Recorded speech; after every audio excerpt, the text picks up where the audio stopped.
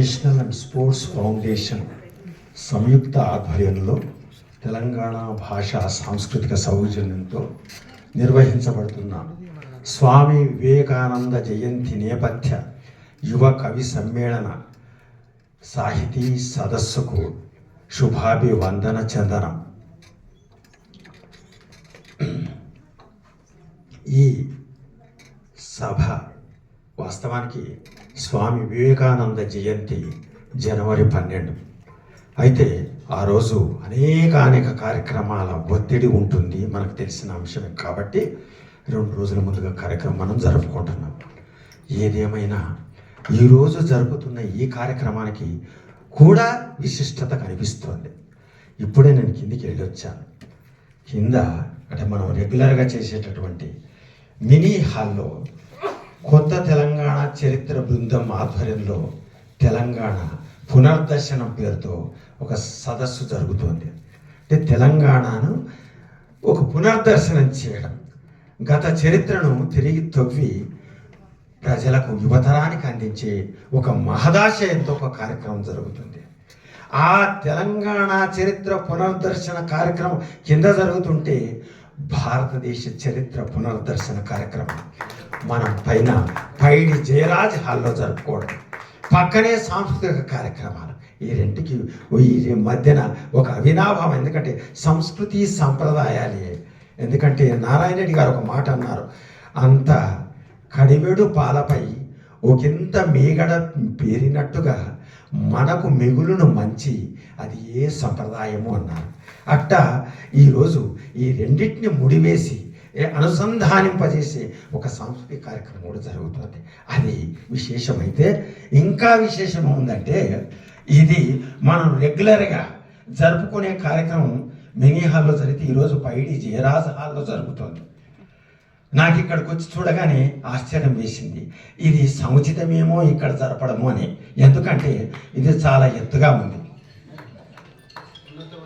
ఉన్నతంగా ఉంది. ఆ ఉన్నతమైన మనిషికి సరి అయినటువంటి నివాళిని మనము ఉన్నతమైన స్థానంలోనే అర్పిస్తున్నాము. ఎందుకంటే ఆయనని చేరుకోవాలంటే, ఆ స్వామిని చేరుకోవాలంటే మనం ఉన్నతంగానే ఆలోచించాల్సి.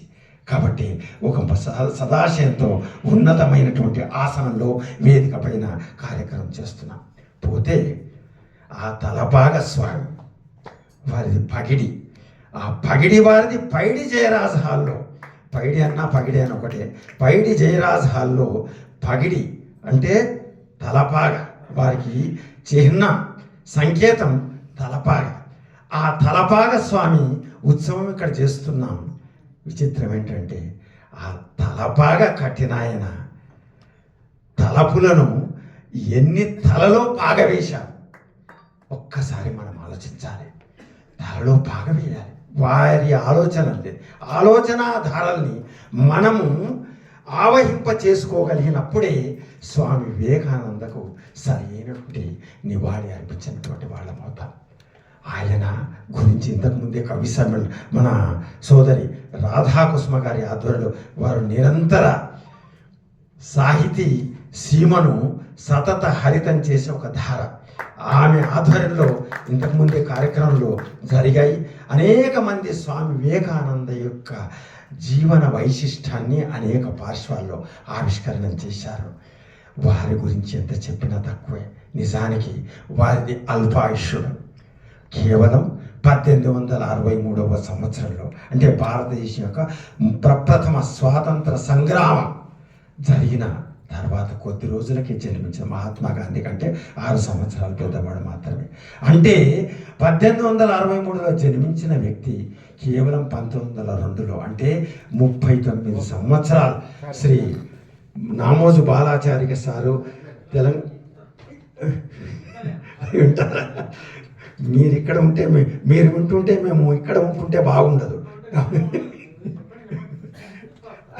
కేవలం 39 సంవత్సరాల వయసులోనే వారంతటి వైదుష్యాన్ని, అంతటి గరిమను, అంతటి ధృతిని, అంతటి ఖ్యాతిని, అది కూడా అంతర్జాతీయ ఖ్యాతిని సంపాదించడం మామూలైన అంశం కాదు.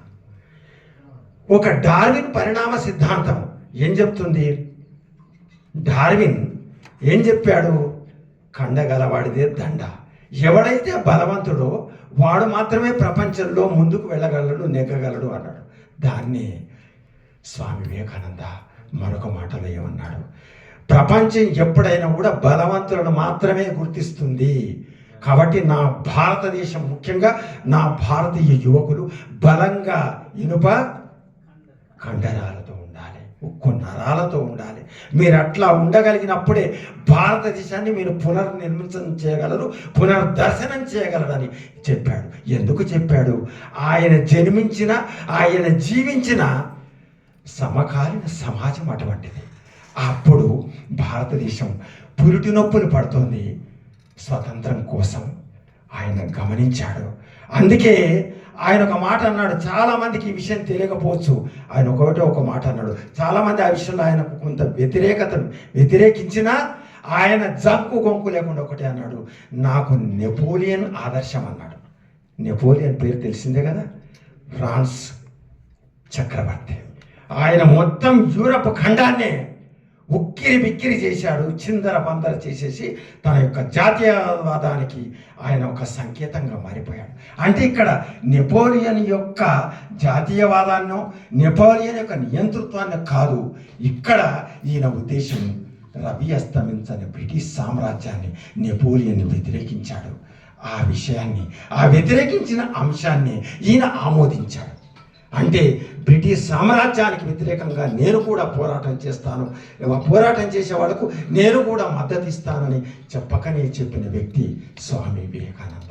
అందుకే అతను ఆరాధుడయ్యాడు. ఇంకొక అంశం ఆయన ఏమన్నాడు? నిన్ను నీవు తెలుసుకో, నీ లోపల అనంతమైన శక్తి ఉంది, ఆ శక్తిని నీవు గుర్తించడం లేదు, ఇక్కడే ఉంది. ఏమన్నాడు? స్ట్రెంగ్త్ ఈజ్ లైఫ్, జీవనమే బలమే జీవనం, బలహీనతే మరణం. ఇక్కడే ఉంది. Strength is life, weakness death. అది ఈ ఒక్క మాటలో స్వామి వివేకానంద మొత్తం ఆయన జీవితాన్ని మనం అర్థం చేసుకోవచ్చు. అంటే ఆ స్వతంత్ర పోరాటానికి మీరు సమకట్టండి, మీరు ముందుకు stop not, arise, awake and stop not, ముందుకు సాగండి అని చెప్తూ మీ లోపల శక్తి పరమాణు శక్తి కంటే అతి గొప్పదైనది. నిన్ను నీవు తెలుసుకుంటే నిజరూప దర్శనం, నిన్ను నీవే తలుచుకుంటే నాటక ప్రదర్శనం. కాబట్టి ఈ నాటక ప్రదర్శనలు మనకొద్దు, మనను మనం తెలుసుకోవాలి అనే ఒక స్వామి శంకరాచార్య యొక్క అద్వైత సిద్ధాంతాన్ని అద్భుతంగా ఆవిష్కరించిన వ్యక్తి స్వామి వివేకానంద. దాన్నే మరింత పొడిగించి మరింత గొప్పగా ఆవిష్కరించిన వ్యక్తి రమణ మహర్షి. ఆయన కూడా మొట్టమొదటిగా నిన్ను నీవు తెలుసుకున్నాడు. ఇది ఎక్కడి నుంచి వచ్చింది కాదు, స్వామి వివేకానంద చెప్పిన సిద్ధాంతాన్ని రమణ మహర్షి చెబుతూ ఏమన్నాడు? అరుణాచల శివ, అరుణాచల శివ, అరుణాచల శివ, అరుణాచల, అరుణాచల శివ, అరుణాచల శివ, అరుణాచల శివ, అరుణాచల. ఊరూరు తిరిగి ఉల్లమునందున వేరెవరురా అరుణాచల. రేయింబవలు లేని బయటింట, చూడండి ఎట్లా చెప్పాడు, రేయింబవలు లేని బట్ట బయటింట రమియింపగా రమ్ము అరుణాచల. అంటే తనను ఒక వధువుగా, అరుణాచలేశ్వరుని ఒక వరుడిగా, ఒక అద్వైత సిద్ధాంతాన్ని ప్రతిపాదించాడు రమణ మహర్షి.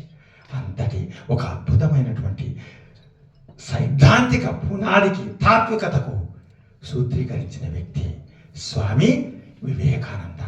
అందుకే ఇంకొకటి ఆయన మాట ఇప్పుడు జ్ఞాపకానికి వస్తుంది, బాధిస్తుంది. ఇప్పుడు స్వామి వివేకానంద చెప్పిన మాట సమకాలీన సమాజానికి 100% సరిపోతుంది. ఎందుకంటే మనం ఇప్పుడు చూస్తున్నాం సమస్యలు, అంతర్జాతీయంగా ఎదురవుతున్న ఒడిదుడుకులు, ఎదురవుతున్న సునామీలు చూస్తుంటే ముఖ్యంగా యువతరం సమస్యలు చిక్కుతున్న పరిస్థితి వస్తుంది. ఉద్యోగాలకు, ఉపాధికి హామీ ఇవ్వలేని పరిస్థితి వస్తుంది, గ్యారంటీ లేని పరిస్థితి వస్తుంది. ఒకటే నైపుణ్యాన్ని అలవర్చుకుంటే అతను సమాజంలో నిలదొక్కుకోని పరిస్థితి వస్తుంది. అందుకే స్వామి వివేకానంద గారు ఒక మాట అన్నారు, నీవెప్పుడు కూడా ఒకటే నైపుణ్యాన్ని కాదు, బహుముఖ ప్రజ్ఞను, మల్టీ టాలెంటెడ్గా, పర్సనాలిటీస్గా నువ్వు మారాలి అని ఆ రోజే అతను చెప్పాడు. అది ఈరోజు మనకు అడుగడుగున జ్ఞాపకానికి వస్తుంది. కాబట్టి స్వామి వివేకానంద ఇక చికాగోలో ఆయన చేసిన ప్రసంగం కానీ, లేకపోతే భారతదేశంలో తిరిగినటువంటి ఇంకొకటి విషయం మర్చాను. భారతదేశానికి ఒక బిఆర్ అంబేద్కర్ ఈరోజు మనకు పరిచయం అయ్యాడంటే ఒక బరోడా మహారాజు వల్లనే. బరోడా మహారాజు సహాయం చేయకపోతే ఆయన ఇంగ్లాండ్ వెళ్ళేవాడు కాదు, మనకు భారత రాజ్యాంగ నిర్మాత లభించేవాడు కాదు. అట్లాగే ఒక మైసూరు మహారాజు సహాయం చేయకపోతే స్వామి వివేకానంద చికాగో వెళ్ళేవాడే కాదు. ఈ దేశానికి, ఈ ప్రపంచానికి ఒక చైతన్య జ్యోతిని అందించేవారు కాదు. కాబట్టి ఎప్పుడైనా కూడా సహాయం చేసేవాళ్ళు ఉండాలి. అంతేకాదు యువతరం, ముఖ్యంగా నేటి యువతరం స్వామి వివేకానంద బోధనల్ని, ఆయన ఒక వ్యక్తి కాదు, ఇక్కడికి వచ్చిన తర్వాత తన గురువైనటువంటి రామకృష్ణ పరమహంస యొక్క స్ఫూర్తితో ఒక మిషన్ స్థాపించాడు. దాన్ని రామకృష్ణ మఠం. ఈరోజు భారతదేశమే కాదు, ప్రపంచవ్యాప్తంగా ఆ మఠం యొక్క శాఖలు శాఖోపశాఖలుగా విరలజల్లి స్వామి వివేకానంద యొక్క చైతన్య జ్యోతిని, స్ఫూర్తిని ముందుకు తీసుకెళ్తున్నాయి.